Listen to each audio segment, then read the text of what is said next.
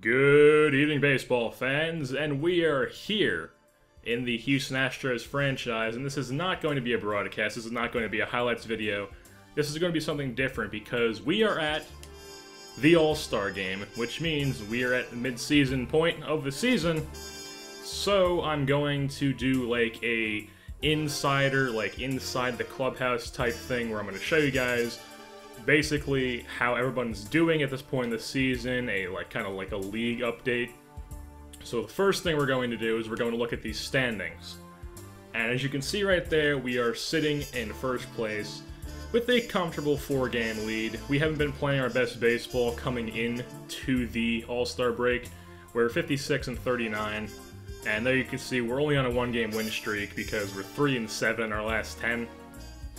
We definitely improved on division record because I remember last year we actually had we were below 500 in the division. This year we've improved on that. Home, we've pretty much dominated. Away, we still have a good record, but it's not as good as home. And none of that really makes a difference in my opinion, but so there you can see the Athletics are 4 games back. The Athletics actually started off this season on a really slow point. The Mariners were in second place for most of the first half of the season, but recently, as you can see right there, they are 8-10 in their last 10. 8-2 in their last 10, and they're on a 6-game win streak. So they've been playing some great baseball as of late, and that's why they're 4 games behind now, and then the Mariners are 5 games behind because they're 5-5, and they had a really strong beginning of the season. So did we. We've kind of cooled down as of late, so did they, but the Athletics are starting to pick things up, so that's going to be a bit scary going into the second half, especially considering the first series I play in the second half of the season is going to be against the Athletics. And this is the big surprise for me in the American League West. It's the Angels are 37-58. And they're 19 games out of first place already. They went from making the wild card against me in that 1-game playoff to being arguably the worst team in the American League, because when you go to the AL Central, you get the Tigers who are dominating. This is arguably the worst division. They have the Tigers who you could argue they're only doing that well because they're consistently playing these teams, and well, the Indians are 48-46, and they're 12.5 games out of first place, and they're in second place. Then you got the Royals, the White Sox, and, well, you saw last episode how we dominated the Twins, and how bad their roster is. So this is probably the worst division in baseball, the American League Central. Then you got the American League East, where the Orioles are in first place, Rays in second, 4.5 games out. Red Sox in third. Yankees, 13 games out. Fun fact with the Yankees, they are actually the only team to have their roster on rebuilding status right now. Because, well, look at that contact power, defense, pitching, and overall. They're one of the worst teams in the game in this franchise. And, well, they have to rebuild to get somewhere because, I guess, they don't have the logic that the Yankees have in their life where they just overpay everyone and just go into free agency and pay everyone. And then, you go to the wild card, you see the Rays and the Athletics, followed by the Mariners. The Indians are there as well. And then, in the National League East, is the Braves with a 1-game lead over the Nationals. This division isn't actually too bad. They usually... I remember last season it wasn't too big of a spread between the first and last place teams either. As you can see right now, if the Marlins, they could have a spectacular second half of the season and they could somehow make the playoffs. Any of these teams are still in contention. There's no ruling them out, but at this point you could pretty much rule out like the teams in the AL Central. You could pretty much rule out the Angels. I don't see them picking it up because they've just pretty much been terrible all season. And then the NL Central, this is also a close division. Even the Cubs aren't too bad. They're 44-51. They don't even have their roster on rebuild. They have their roster on normal. I actually tried to work out a deal with them, but it didn't work out. But anyways, then you go to the NL West, and this is where it gets interesting, because last year the Dodgers were they dominated everyone. As you can see right there, they're second in contact, second in power, second in defense, first in pitching, ninth in speed, and they're the best team overall. But Last year, they just dominated everyone. This year, they actually just recently took over the first place spot in the NL West, and the Padres had it before them. And the Padres have been surprising this year. As you can see, they're 55 and 41. And then you get the Giants, the Diamondbacks, and then the Rockies are... well, they're not good. They're 38 and 59. And then you see the wild card is the Padres, the Nationals, the Pirates, the Giants, and then back to the American League. So those are the standings for the leagues, and we'll look at the statistics for the team.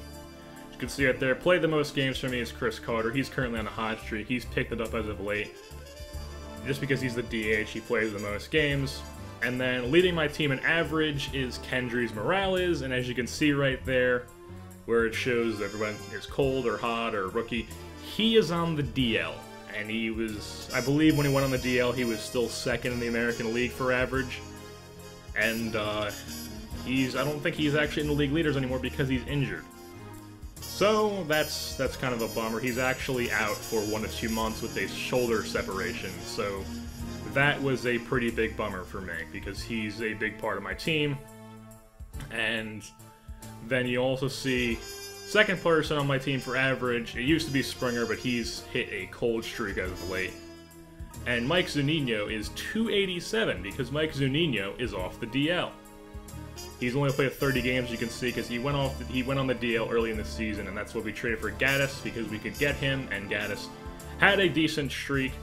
But you see, Zunino is the second on my team for average now, and then we got Springer. Domingo Santana has recently been called up. Donald Nakayama is actually playing first base for me. He's the starting first baseman now that Morales is on the DL, and he's actually been playing pretty well. I'm not going to complain. He's been playing really well, actually. He's a key part of this team. And then we go to doubles. That's Altuve. Triples, Dexter Fowler. Home runs and RBIs. This is where we basically strive.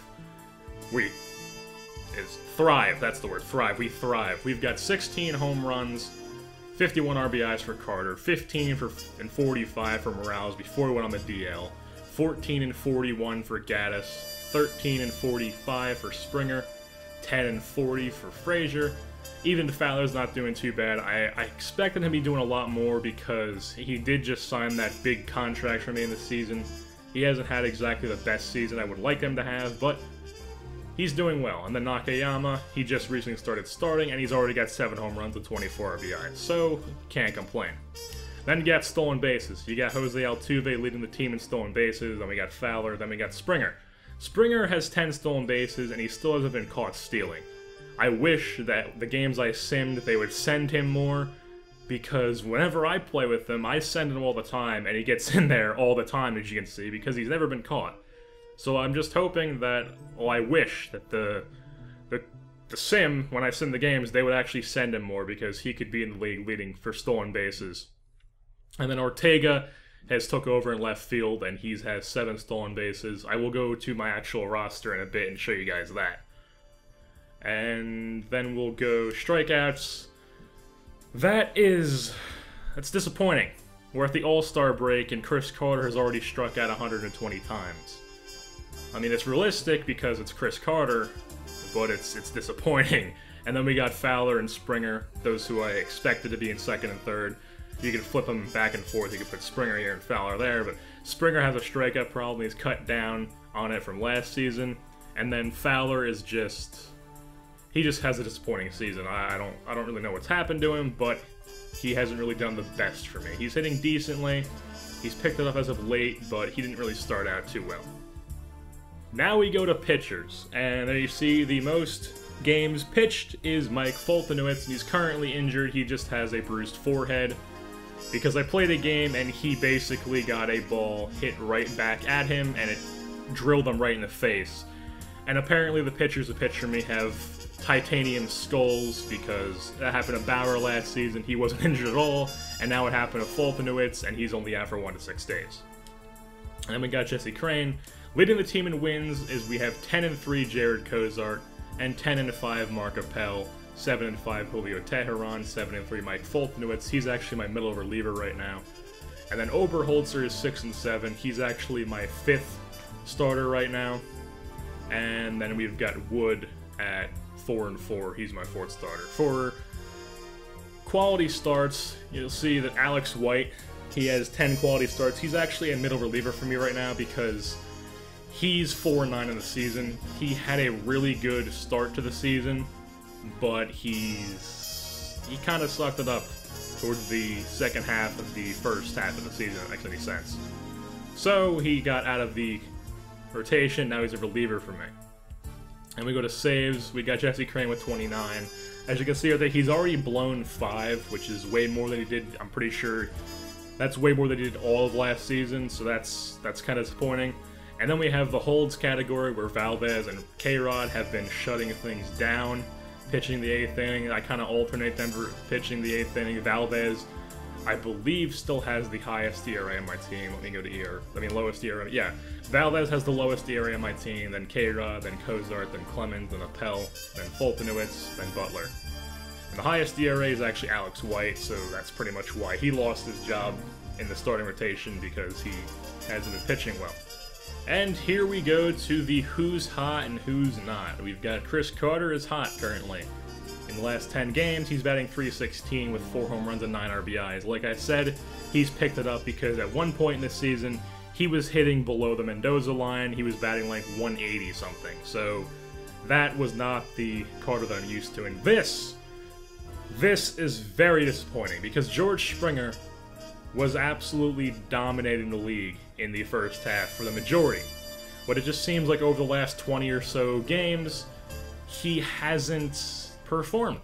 He's batting .118, as you can see, with 1 home run and 3 RBIs in his last 10 games. So that's very disappointing, especially since he's an 85 overall, A potential, but I'm confident he'll pick things up because he's George Springer, and he does perform for me. And then Todd Frazier's been struggling as well. That's also disappointing because he's a big part of my team as well. Then we go to pitchers. No one's hot or cold there for pitching because I guess no one's been pitching extremely well and no one's been pitching extremely poorly, which is I'm not going to complain about because I don't want anybody to be pitching extremely poorly. Now for the league leaders. As you can see, Adrian Beltre leads the league in batting average, then Ellsbury, then Markakis, then Worth. Morales was here, and there was a point where George Springer was here. In fact, for the majority of the first half of the season, George Springer was right there. But, like I said, he's had a very disappointing last 20 games or so, and he fell out of the batting average category. And then we go over to doubles. Altuve's there with 25, and Springer's there with 24. So, he still has a decent amount of doubles. He's still up there in that category, but he hasn't been hitting as frequently, which is why his average is down. Then we go to the triples. Dexter Fowler's there, leading the league still, tied with Reyes, Alejandro De Haza, and Jason Kipnis, and then we've also got Altuve down here. Then we go to home runs, and it's Adrian Beltre at the All-Star break, has 29 home runs and 84 RBIs. That is absolutely insane. 29 home runs. He's one away from 30 at the All-Star break. That's insane. He has more than Crush Davis and Prince Fielder. Wilson Ramos has been doing big things for the Tigers. Cano was a big reason why the Mariners were in second place for the majority of the season. And then this guy was a surprising thing for the Red Sox. Bryce Brent's 20 home runs, 54 RBIs, and 292 average. He's done well for them this season. And Miguel Cabrera, he's still Miguel Cabrera, but he's not doing Miguel Cabrera type numbers you would usually see. Then you go to runs, that's Josh Donaldson.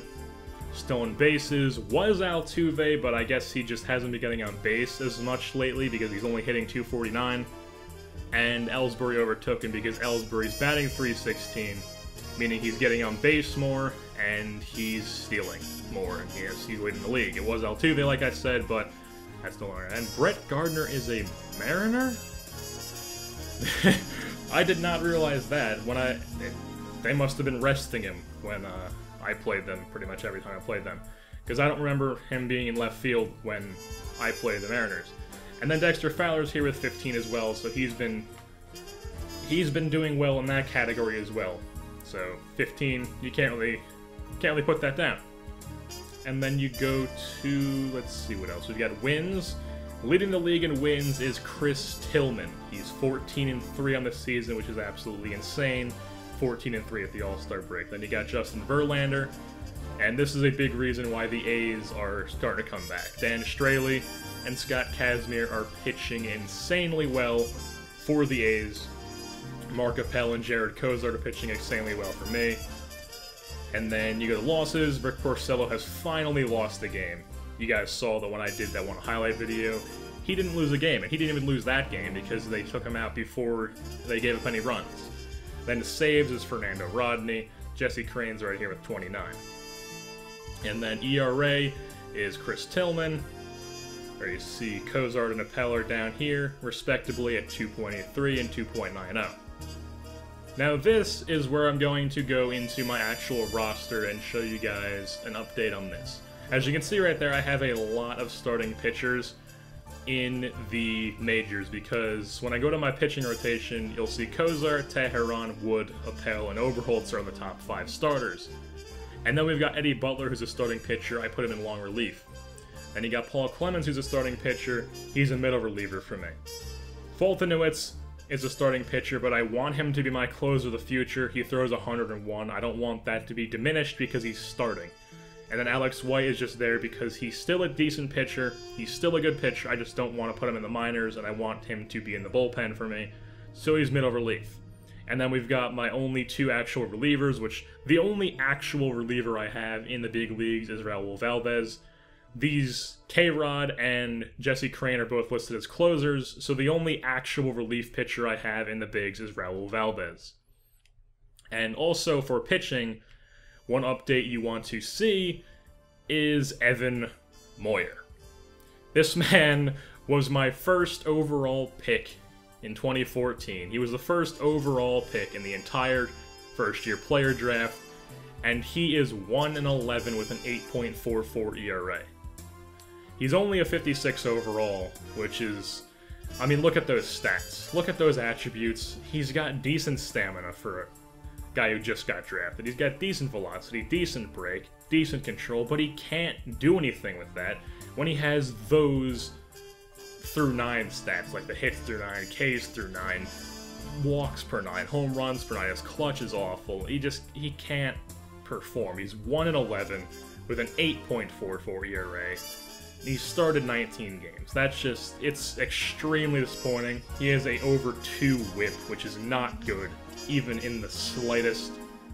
He's basically been the biggest disappointment of the entire minor leagues. And then for AAA pitching, this has been extremely well for me because Asher W is 10-6. He might very well end up in the big leagues sometime throughout the season when somebody starts pitching poorly. Asher W is the next one to come up. He might come in the bullpen, he might come in into the starting rotation, you never know. But he's pitching extremely well in AAA. He's 10-6. He's a 76 overall, so he could fare well in the major leagues. Then you got Bobby Duran, who's 5-0. He was injured for a big part of the first half of the season, but ever since coming back from the DL, he's 5-0 with a 1.7 ERA. Not too shabby. Then you got Lucas Harrell, who's 6-7. 2.97 ERA. He's still pitching well, but he doesn't have the greatest win-loss. Then you got Ryan Dempster, who's 10-5. I signed him in the offseason just to be like a guy who just took a place there. And then you got Nick Tropiano, who this guy, I tried pitching a AAA game with him just to see how he could actually pitch. He's 11-3 with a 3.23 ERA. He pitches insanely well, 130 strikeouts. When I sim AAA, he pitches insanely well, but when I play with him, I just can't pitch with him. So I'm hesitant to call the guy up because he's dominating AAA. I mean, look at that record. And then you got guys like Rudy Owens, who was a dominant starter for me last year, not doing too well. Now, Brody Rogers in the bullpen, Jason Stoffel, Matt Albers, Darren Downs, Chad Qualls, who is 62 overall because he's gone down insanely. And Brad Peacock is the closer ever since being sent down to AAA. And also in AA, you got Trevor Bauer, who's 5-2 with a 4.77. He's kind of gone down to the point where he's in AA now, but he's not going to I'm hoping he's not going to stay there, because once one of these guys get called up, or two of these guys get called up or something, the guy to go to AAA to replace them is probably going to be Trevor Bauer and one of these guys, either Buchanan or Shirley. Probably Buchanan. I don't know, yeah, probably Buchanan. And the bullpen is just kind of a bunch of ragtag group of guys, and you got guys like Ryan Rowland-Smith, who used to be Major League pitchers, and Chin-Ming Wong, who, well, if you're a Yankee fan, this guy just kind of fell off the map. And then when we go to lineups for MLB, here's the main lineup I have. It's right-handed pitching, DH. You've got Rafael Ortega leading things off, Altuve, Springer, Carter, Nakayama, Frazier, Fowler, Zunino, and Carlos Correa. And then you got Nakajima, Santana, Tony Kemp, who I recently called up because he plays second base and the entire outfield, and then Evan Gattis on the bench because Zunino's hitting well and Gattis is not. Currently, that is. And then also for lineups, when I go to AAA, you got Jonathan Villar, who's picked things up. He's playing second for me. Martin Reyna. This guy is a guy who you could very well see in the majors in the next few years for me. He is a third baseman who can play the entire infield. He was one of my picks last season as well. I think he was like the 3rd or 4th round pick. And as you can see, he has insanely good contact. 67, 77 contact. He hits the ball, he gets it and can play. That's what he does. He's a great hitter. He's got the vision, he's got the discipline already. He doesn't have the power, but that's okay. He's got the vision, he's got the discipline, he's got the clutch. That's really all you need. He's got the durability. But right now, he's kind of looking like he's going to be either a first baseman or DH. And that's not very good because I don't need those positions.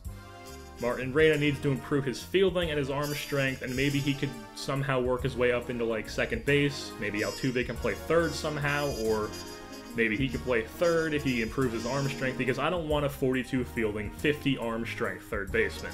He's also extremely slow. So he can hit, but he can't do anything else, so I'm trying to improve that. I've got him training to do fielding right now. We'll see how that goes. Then we've got this guy, Tyler Naquin, who could be a very good outfielder for me in the future. I saw this guy, I got him in the Ryan Rayburn trade last year at the deadline. I saw he had 95 arm strength, and I was just like, yes, yes, please, come to my team. So he's in AAA for me. He's listed as a center fielder, but I want to use him as a right fielder possibly because, well, Springer is Springer, and he's in right field possible. I don't really know what I could do with him. Because my outfield's pretty stacked except for left field. Left field is the question mark for me because I don't want Ortega to be the left fielder of the future because he's not really going to get much better. He's going to see potential. And then we've got guys like John Singleton, who John Singleton is dominating AAA. He has a .321 average with 14 home runs and 76 RBIs. But I don't need a first baseman. I've got Nakayama, Morales is on the DL, and I've got Carter. And then I've got guys like Gattis and Frazier who can play first as well. But then you've got John Singleton, who is a B potential. He's dominating AAA hitting.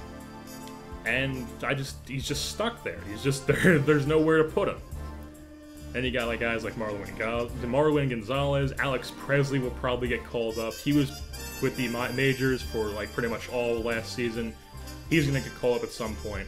Patrick Kivlahan is a third base player / first base who could very well be playing in the big league sometime in the next few seasons. Tyler Hyman, you guys remember him from last season. He was one of our catchers. He would be, him or Tucker Barnhart would most likely be our major league catchers if we didn't have Zunino and Gattis. And then we've got Robbie Grossman. And Carlos Perez is a B potential catcher who I'm hoping is going to develop into something better because I don't plan on keeping Gattis for long, so if I could have Perez and Zunino at catching, that would be very ideal. And then we go to AA, and Delino DeShields is a guy I'm hoping is going to develop because, well, 99 speed is something that I want, and I want a lot.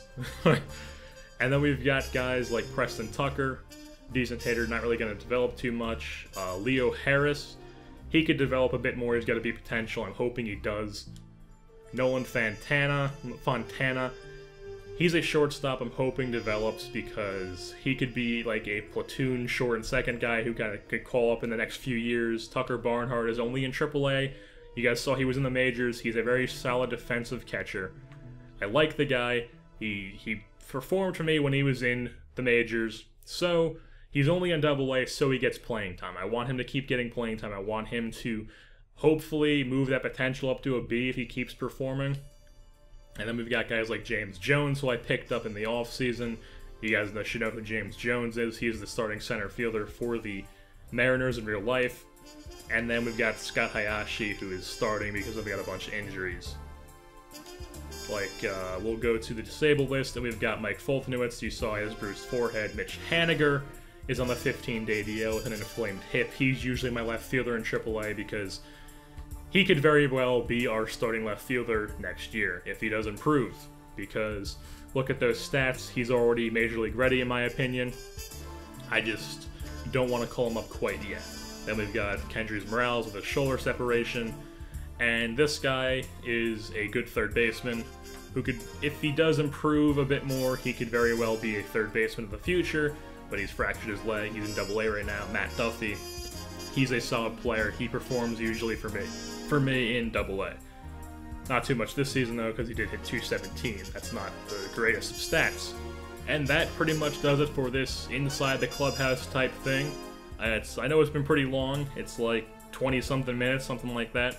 So, I'm sorry for the episode being too long, or longer than my usual episodes, but I had a lot to go over because I wanted to show you guys everything. For the people who like to know everything that's going on in the franchises, this is your cup of tea. I know I'm that type of guy, and I would have watched someone, if one of my friends that I watch their videos for franchises, if they did a video like this, I would have watched the entire thing because I'm interested in this type of stuff, and if you guys are, then this is your cup of tea. So, that's pretty much it. I'm JerseyBorn, and I am saying goodbye.